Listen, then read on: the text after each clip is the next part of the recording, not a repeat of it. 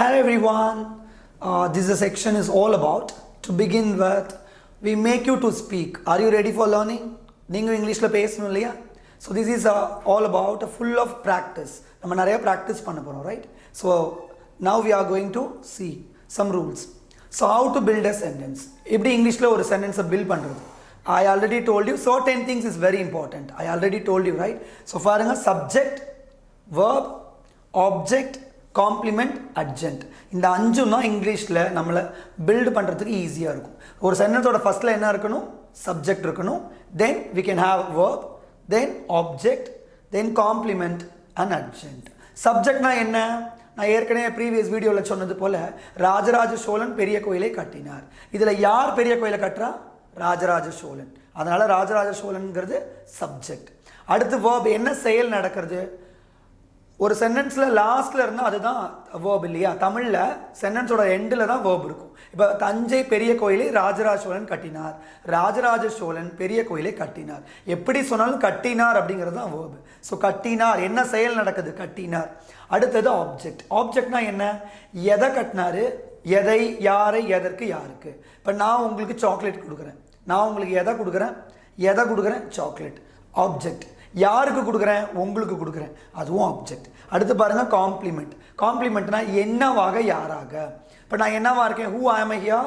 I am a teacher, right? I am a teacher for you. நான் உங்களுக்கு English train பண்ணுறேன் இல்லையா? I am a trainer, I am a spoken English teacher. நீங்கள் யார்? Student. So நீங்கள் என்னவா இருக்கீங்க, யாராக இருக்கீங்க. அடுத்து அர்ஜென்ட். எங்கே, எப்படி, எப்போது. ஸோ எங்கே நடக்கிறது? இப்போ சென்னையில் ஒரு விழா நடக்கிறது. எங்கே நடக்கிறது? சென்னையில் நடக்கிறது. ரொம்ப பிரம்மாண்டமாக நடக்கிறது. எப்படி நடக்கிறது? ரொம்ப பிரம்மாண்டமாக. எப்போ நடக்கிறது? அடுத்த மாதம் நடக்கிறது. ஸோ எங்கே நடக்கிறது, எப்படி நடக்குது, அண்ட் எப்போது நடக்குது. வென் இங்கிலீஷில் சொன்னால் where, how, when. Where, how, when. இது ரொம்ப ரொம்ப முக்கியம். இந்த ரூல்ஸை மட்டும் நீங்கள் பை ஹார்ட் பண்ணிட்டீங்க அப்படின்னா ஈஸியாக உங்களால் என்ன பண்ண முடியும்? இங்கிலீஷில் பிழை திருத்தம் இல்லாமல் பேசவும் முடியும், ஆஸ் வெல் அஸ் எழுதவும் முடியும். Again I'm telling for your better understanding. What is subject? ஒரு சென்டென்ஸில் எதை பற்றி பேசுகிறோம், யாரை பற்றி பேசுகிறோம், எதை பற்றி பேசுகிறோம். இப்போ எங்கள் வீட்டில் எலி தொல்லை அதிகமாக இருக்குது. எங்கள் வீட்டில் எது தொல்லை அதிகமாக இருக்குது? எலி, ரேட். அப்போ எதை பற்றி பேசுகிறோம், யாரை பற்றி பேசுகிறோம்?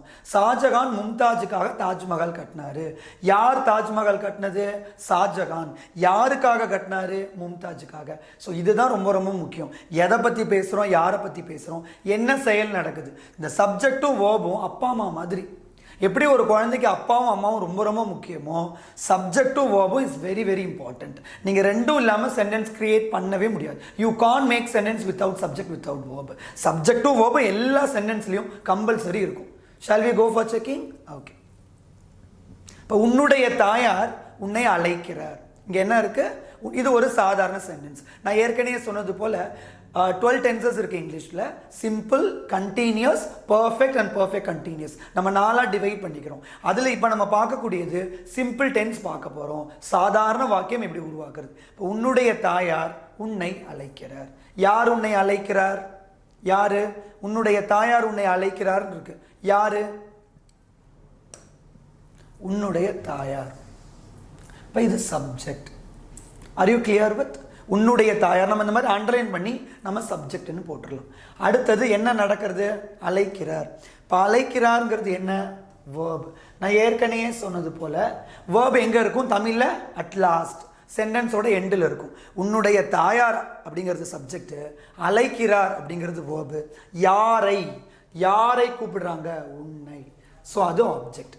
உன்னுடைய தாயார் சப்ஜெக்ட், அழைக்கிறார் வேர்பு, உன்னை ஆப்ஜெக்ட். நான் ஏற்கனவே சொன்னது போல subject verb, subject object verb Tamil. இப்போ எஸ் ஓ வி இருக்கு, இது தமிழ். இதை நம்ம அப்படியே இங்கிலீஷ்க்கு கன்வெர்ட் பண்ணணும். அப்போ சப்ஜெக்ட் ஃபார்ம் என்ன? வேர்பு சப்ஜெக்ட் பக்கத்துலேயே இருக்கணும், ஆப்ஜெக்ட் லாஸ்ட்டில் போயிடணும். இதுதான் தமிழுக்கும் இங்கிலீஷ்க்கும் உள்ள வித்தியாசம். So what is the difference between Tamil and English? தமிழில் என்ன இருக்கும்? சப்ஜெக்ட் இருக்கும், ஆப்ஜெக்ட் இருக்கும், வேர்ப் எங்கே போயிடும்? சென்டென்ஸோட லாஸ்ட்டுக்கு போயிடும். ஆனால் இங்கிலீஷில் பாருங்கள், சப்ஜெக்ட்டுக்கு பக்கத்துலேயே என்ன இருக்கும்? What we have. சப்ஜெக்ட்டுக்கு பக்கத்துலேயே நமக்கு வேர்ப் இருக்கும். So don't get confuse. பாருங்க எக்ஸாம்பிள், உன்னுடைய தாயார் சப்ஜெக்ட், யாரை பற்றி பேசுகிறோம்? உன்னுடைய தாயார் பற்றி. அழைக்கிறார் வேர்பு, யாரை யாரை அழைக்கிறார்? உன்னை. ஸோ அந்த உன்னைங்கிறது object. So S O V இது தமிழ், நம்ம இங்கிலீஷில் கன்வெர்ட் பண்ணணும். எஸ் வி இதுதான் இஸ் வெரி வெரி இம்பார்ட்டன்ட். அடுத்து டென்ஸ் கண்டுபிடிக்கணும். சிம்பிள்லேயே 3 டென்ஸ் இருக்கும் இல்லையா? Simple present tense, simple past tense, simple future. இது சிம்பிள் ப்ரெசண்டா, சிம்பிள் பாஸ்டா, சிம்பிள் ஃபியூச்சரா? இது என்ன டென்ஸு? அப்போ ஒரு க்ளூ சொல்லவா? அப்போ அழைக்கிறாருன்னு இருக்கு. இப்போ அழைக்கிறார்ல ரா சவுண்ட் வருது இல்லையா? அழைக்கிறார். இப்போ நம்ம 3 டென்ஸாக சொல்லி பார்க்கலாம். அழைக்கிறார், அழைத்தார், அழைப்பார். இப்போ அழைக்கிறார். அப்போ இப்போ உங்களை கூப்பிடுறாங்க, உன்னை அவங்க அம்மா கூப்பிடுறாங்கடா தம்பி. நம்ம கலோக்கியெல்லாம் சொன்னால் உங்கள் அம்மா உன்னை கூப்பிடுறாங்க. இப்போ கூப்பிடுறாங்க ப்ரெசன்ட் டென்ஸ். அழைத்தார் கூப்பிட்டாங்க பாஸ்ட் டென்ஸ். இனிமே தான் அழைப்பாங்க, அழைப்பார் ஃபியூச்சர். இப்போ அழைக்கிறார்னு வந்திருக்கு இல்லையா? ஸோ இது சிம்பிள் ப்ரெசன்ட் டென்ஸ். இந்த மாதிரி நம்ம ஐடென்டிஃபை பண்ணிடுறோம். ஸ்டார்டிங் உங்களுக்கு கொஞ்சம் இதாக இருக்கும், then you can big it up easily. For example, இந்த மாதிரி நம்ம பண்ணுறப்ப உங்களுக்கு கிராஜுவலாக தெரியும். ரைட்டிங்கில் வந்து உங்களுக்கு இம்ப்ரூவ் ஆகலாம். நல்லா நிறைய பேர் இங்கிலீஷில் சூப்பராக பேசுவாங்க. ஒரு லெட்டர் எழுத சொல்லும்போது அவங்களுக்கு நிறைய கிராமட்டிக்கல் எரர்ஸ் வரும். எப்படி யூஸ் இந்த மெத்தடாலஜி உங்களுக்கு என்ன சப்போர்ட் பண்ணுன்னா, நீங்கள் ஃப்ளூயண்ட்டாக இங்கிலீஷில் பேசுகிறதுக்கும் ஆஸ் வெல் அஸ் ப்ராப்பராக எழுதுறதுக்கும். இப்போ பாருங்களேன், உன்னுடைய தாயார் சப்ஜெக்ட்டு, அழைக்கிறார் வேர்பு. 100% வேர்பு தமிழ் எங்கே தான் இருக்கும்? சென்டென்ஸோட லாஸ்ட்டில் இருக்கும், அதில் நோ டவுட் அபவுட். ஆனால் சப்ஜெக்ட் வந்து மோராரில் 75% ஃபர்ஸ்ட்டில் இருக்கும். இப்போ ஒரு மலை உச்சியின் மீது ஒரு மயில் ஆடுகிறது, மலை உச்சியின் மீது ஒரு மயில் ஆடுகிறதுன்னு வைக்கலாம். இப்போ ஒரு மயில் அப்படின்னுங்கிறது எங்கே இருக்குது? மிடில் இருக்குது. ஸோ சம்டைம்ஸ் சப்ஜெக்ட் மிடில்லையும் வரும். அதனால் 100% நம்மளால் என்ன பண்ண முடியாது? சென்டென்ஸோட ஸ்டார்டிங்கில் வரும்னு சொல்ல முடியாது. ஆனால் வேர்புங்கிறது நான் ஏற்கனவே சொன்ன மாதிரி ஒரு குழந்தைக்கு அம்மா மாதிரி. அப்பாவை விட ஒரு குழந்தைக்கு அம்மா ரொம்ப ரொம்ப முக்கியம். ஏன்?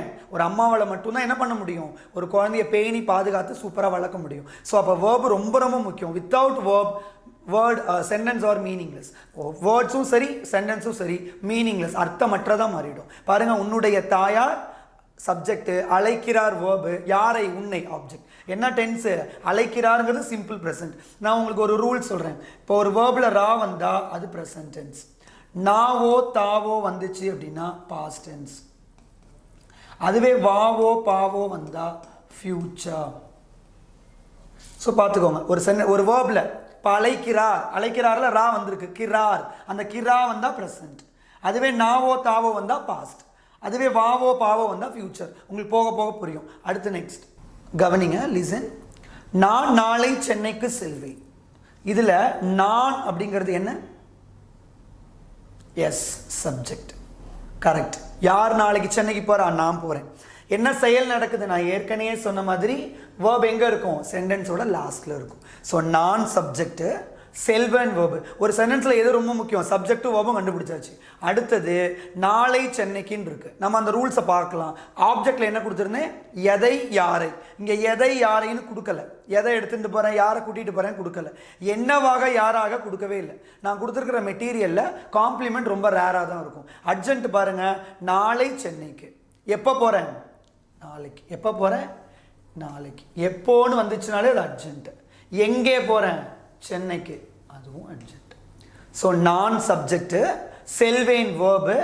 எங்கே போகிறேன்? சென்னைக்கு போகிறேன். எப்போ போகிறேன்? நாளைக்கு போகிறேன். நான் சப்ஜெக்ட்டு, செல்வேன் வேர்பு. எங்கே போகிறேன்? சென்னைக்கு போகிறேன். எப்போ போகிறேன்? நாளைக்கு போகிறேன். இது மாதிரி நம்ம பிரிச்சுக்கும் போது it is very easy to convert into English. நம்மளால் ஈஸியாக கன்வெர்ட் பண்ண முடியும். அடுத்து பாருங்கள், வா சவுண்ட் வந்துருக்கு. நான் சொல்லி கொடுத்தேனே ரூல்ஸு. ஒரு சென்டென்ஸில் ரா வந்துச்சுன்னா அது ப்ரெசன்ட் டென்ஸ். அதுவே நான் அல்லது தா வந்திருக்கு வேர்பில், வேர்பை வச்சு தான் டென்ஸ் கண்டுபிடிக்க முடியும். ஸோ ரா வந்துச்சுன்னா ப்ரெசன்ட் டென்ஸ், நாவோ தாவோ வந்தால் பாஸ்ட் டென்ஸ், வாவோ பாவோ வந்துச்சுன்னா வேர்பில் future. Are you clear with? இப்போ இங்கே என்ன வந்திருக்கு? வா. வானா என்னது? ஃபியூச்சர். அப்போ சிம்பிள் ஃபியூச்சர். ஈஸியாக. Are you clear with? மாலை காட்சி 6 மணிக்கு தொடங்குகிறது. மாலை காட்சி 6 மணிக்கு தொடங்குகிறது. இப்போ மாலை காட்சி எது 6 மணிக்கு தொடங்குகிறது? மாலை காட்சி subject. Already I told you verb சென்டென்ஸோட லாஸ்ட்ல இருக்கும் நோ டவுட் அபவுட். எப்போ இது கொஞ்சம் ஃப்ரீக்வெண்ட்டாக வர ஆரம்பிச்சிடும். நம்ம பண்ண நாங்கள் கீழே என்ன பண்ணியிருக்கோம், வி கிவ் யூ எக்ஸசைஸ். இதை பண்ணிட்டு நீங்கள் அதை பண்ணுறச்ச வெரி ஈஸி டு லேர்ன். நீங்கள் அதை பண்ணும்போது இந்த வீடியோஸ் பார்த்துட்டு நீங்கள் அதுக்கு மூலியமாக எழுதி பார்க்கணும். சப்ஜெக்ட் எது, வேர்ப் எது, ஆப்ஜெக்ட் எது, காம்ப்ளிமெண்ட் எது, அதுக்கப்புறம் அதை எப்படி டிரான்ஸ்லேட் பண்ணணும். ஸோ ஒரு 2-3 டேஸ் என்னவா இருக்கும் அப்படின்னா கொஞ்சம் கிராஜுவலாக போகிற மாதிரி இருக்கும். ஒன்ஸ் அந்த சோர்ஸ் ஆஃப் கண்டென்ட்டை நீங்கள் இது பண்ணிட்டீங்க அப்படின்னா it is very easy to translate. Okay, and mind ஆட்டோமேட்டிக்காக டிரான்ஸ்லேட் பண்ண ஆரம்பிச்சிடும். ஏன்னா ஹியூமன் பிரெயினுக்கு அவ்வளோ நாலேஜ் இருக்குது. ஸோ மாலை காட்சி தொடங்குகிறது 6 மணிக்கு. தொடங்குகிறது என்ன டென்ஸாக இருக்கும்? Tell me, can you tell me guys, என்ன டென்ஸ் இது? தொடங்குகிறது. சொல்லி பார்க்கணும். தொடங்குகிறது, தொடங்கியது, தொடங்கும். அப்போ தொடங்குகிறது இப்போதான். So simple present. Simple present. R you clear with? கோவில் மணி காலை 6 மணிக்கு ஒலிக்கிறது. கோவில் மணி காலை 6 மணிக்கு ஒலிக்கிறது. இப்போ கோவில் மணி சப்ஜெக்ட். ஒலிக்கிறது நான் ஏற்கனவே சொன்ன மாதிரி வேர்ப் எங்கே இருக்கும்? சென்டென்ஸோட லாஸ்ட்ல. எப்போ எப்போ ஒலிக்குது? காலை 6 மணிக்கு. எப்போன்னு வந்தாலே அது அர்ஜென்ட். சப்ஜெக்ட் கோவில் மணி, ஒலிக்கிறது வேர்பு, எப்போ? காலையில் 6 மணிக்கு. ஒலிக்கிறது ரெகுலராக நடக்கிற எல்லாத்தையுமே நம்ம சிம்பிள் ப்ரெசென்ட்டில் தான் சொல்லுவோம். கண்ணை மூடிட்டு நம்ம சொல்லிடலாம். It's very easy to identify. ஏன்? ரெகுலராக கோவில் மணி காலையில் 6 மணிக்கு ஒலிக்குது. நான் டெய்லி நியூஸ் பேப்பர் படிக்கிறேன், டெய்லி நான் ஸ்கூல் போகிறேன். காலையில் நான் என்ன பண்ணுறேன்? யோகா பண்ணுறேன். ஈவினிங் ஃபுல்லாக நான் கிரவுண்டில் கிரிக்கெட் விளையாடுறேன். ஸோ ரெகுலராக பண்ணுற எல்லாத்தையும் நம்ம என்ன சொல்லலாம்? Simple present tense.